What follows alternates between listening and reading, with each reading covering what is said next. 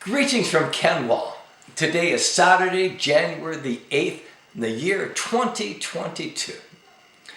One of the big events that happened this past week was on Thursday when the love of my life had her birthday.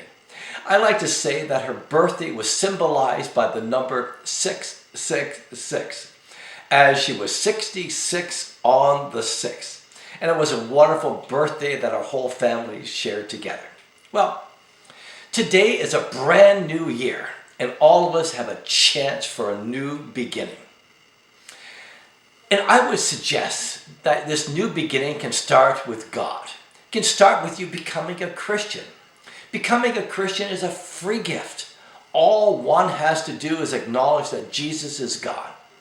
To say, God, I'm sorry for my sins. I want you to come into my life and make me a Christian. That's all it takes, a free gift.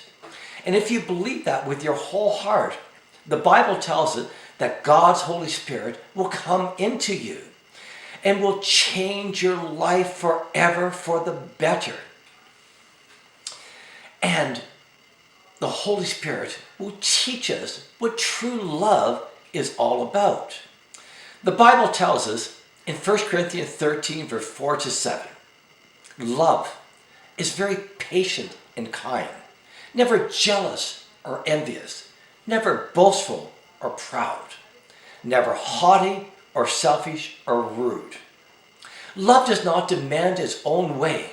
It is not irritable or touchy. It does not hold grudges and will hardly even notice when others do it wrong. It is never glad about injustice, but rejoices whenever truth wins out. And I love verse 7. If you love someone, you'll be loyal to her no matter what the cost. You will always believe in her, always expect the best of her, and always stand your ground in defending her. Love is by far the number one trait that you will see in a true believer. And in this passage that I read, let's think about it. Let's look at it. Starting in verse 4, it says, love is very patient and kind, never jealous or envious, never boastful or proud. It is true, the Holy Spirit will teach you to be patient with others and to be kind. If God has blessed you with money, say with extra money, give some of it to help those in need. When you're walking along the street and you see someone in need, give them some money. I've had some people say to me, well, Ken, if I give the money to them, they're simply going to spend it on drugs. Well, then go out and buy them some food and buy them something to drink. Show love to them. And being jealous and envious is all about thinking about yourself.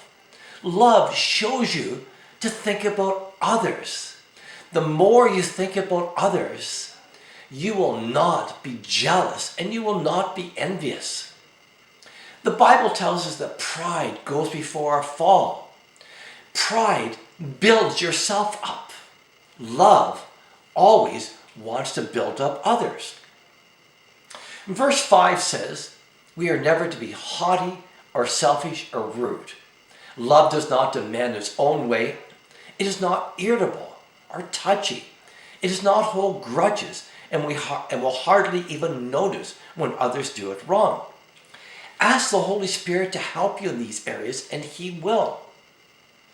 All of these mentioned occur when you think about yourself and not what the Holy Spirit wants you to do.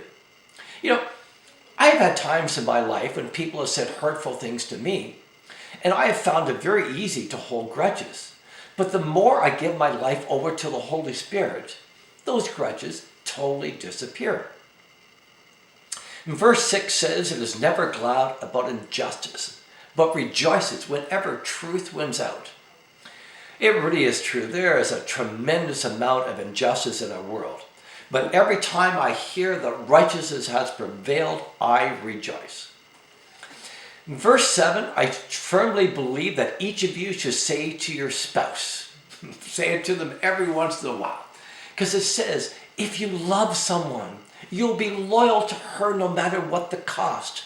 You always believe in her, always expect the best of her, and always stand your ground in defending her. You know, originally verse 7 does say him, but I have made it more personal and I have changed the him to her. My wife Darlene is the true love of my life. And shortly into our dating, I memorized verses 4 to 7 and I quoted them to her. You know, it's the perfect verse for any spouse to practice every day. It starts off with the fact that I will be loyal to her no matter what the cost. In our marriage, I love Darlene so much I will be loyal to her, and I will never betray the trust that we have between each other. Next it says, you will always believe in her. In everything that Darlene does, I believe that she can do it, and I always do my best to encourage her in everything she does. I always expect the best of her. I expected great things from Darlene, and she has never let me down. She is a great wife and a great mother. The last phrase says to always stand your ground in defending her.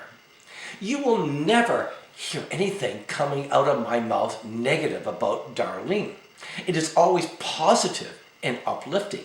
You know, our marriage is not perfect, as there is no such thing as a perfect marriage. But through the help of the Holy Spirit, our marriage is indeed very good. And you too can have a great marriage, a very good marriage with the Holy Spirit's help. May the good Lord be with you until next time.